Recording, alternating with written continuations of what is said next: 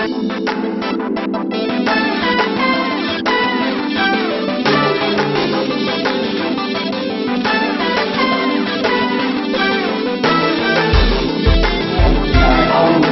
ministry of reconciliation.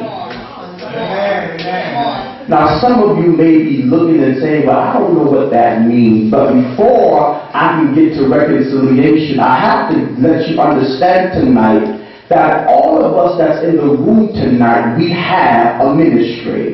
Look at somebody and tell them, say, you have a ministry.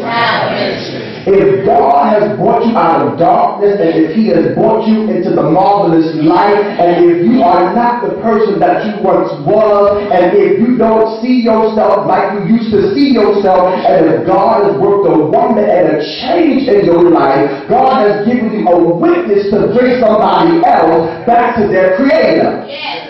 I want you to understand that ministry is an agent that serves as an action, a method, or a means. Let me say that again.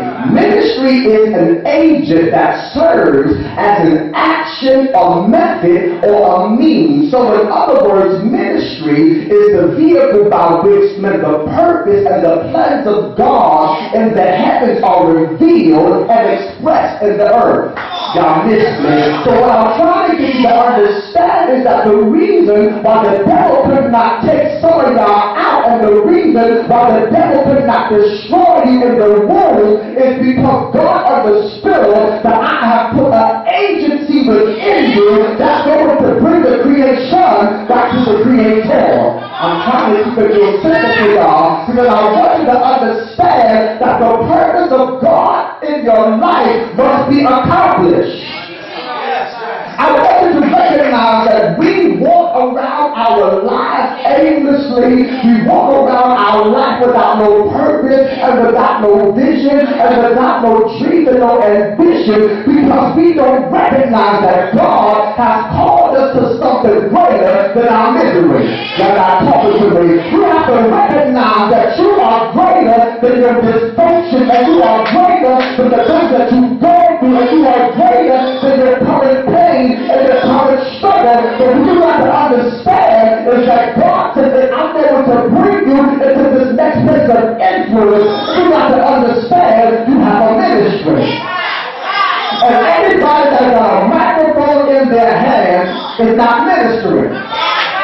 Every church that's open and they got people and they got glory to God, they got all these different music ministries, and they got the clips and their clans in their church, that means that God has sent them as an agent.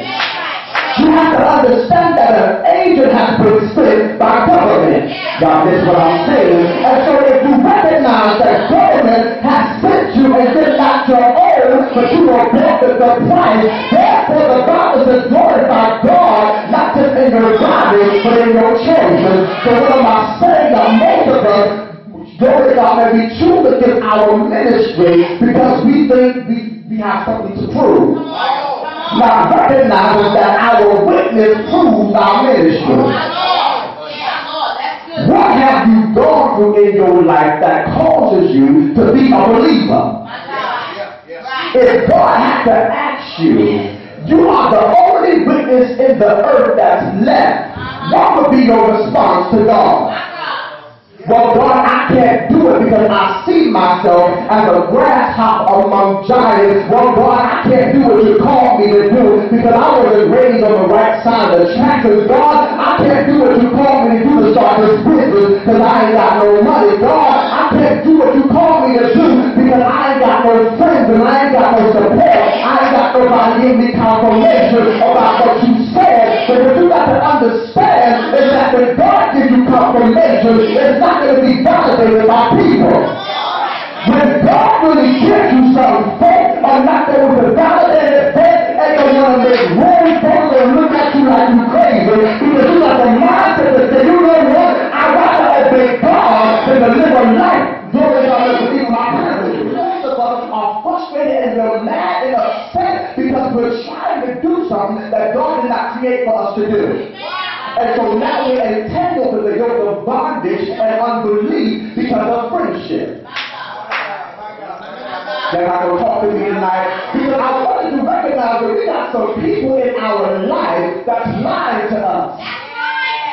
We got people in our life that say that they love us, but they condone our fear. How you gonna tell me you love me, but you condone my fear? How you gonna tell me that you love me, but the Bible says that it's not by might nor by power, but by His Spirit, and that God did not give us the spirit of fear, but the power of love and a sound mind. And so if your mind is crazy and all confused, and the people that's in your ear got spiritual infection. Come on, Brother Marcus. You gotta understand that there are people that's in your life that will speak down fear into your spirit and will cause the enemy to torment you. But the Bible says that perfect love casts out fear. And so that means that when fear is cast out, it's one thing to give prophecy. But prophecy will even fail. Now listen to what I'm saying. And that's why we got so many prophecy junkies in the church. And they're going to prophet tutu and Bishop keep your head out of my pocket to get the next word. Now recognizing that prophecy will fail. I know I'm in the book, y'all. And you say, well, how are you a prophet? And you say that prophecy will fail because the Bible says heaven and earth will pass away, but His word shall stand forever. And so what I'm trying to get you to understand is the next season of your life must be dominated by the word. Now, domination deals with losing all control. And most of us, we're having a problem getting to our destiny because we don't want to lose control. When you think that you know and you have an arrogant type of mindset to think that you have all of the answers and you know from step A to point step Z, you have to recognize God will leave you warring in your mind. The Bible says that when they were at their wits' end, then they cried. Your wits deals with your mind. And so the moment that your mental capacity can't figure it out, then you got to get to a place that you cry. But that is the place of immaturity for most people because they get to a place that they got to get to their wits' end to cry out. They got to get on their bed of affliction to cry out, glory to God, and their life has got to be turned off, and they got to be in a place of dysfunction and in a place of travesty to cry out. But is there anybody in the room tonight that will say, I don't need no more devastation in my life to know that God is a deliverer? Because I got news for y'all, I got news for us. 2013, great travesty and great destruction is going to hit the land. And we got to make sure that our anchor is not in church.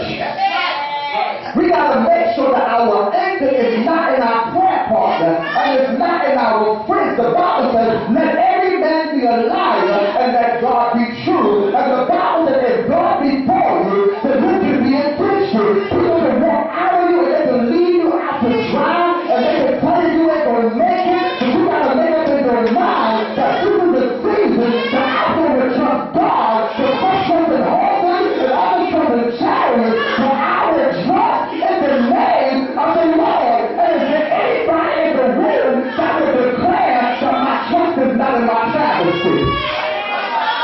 My trust is not in my demise. My trust is not in the people that say that they love me. My trust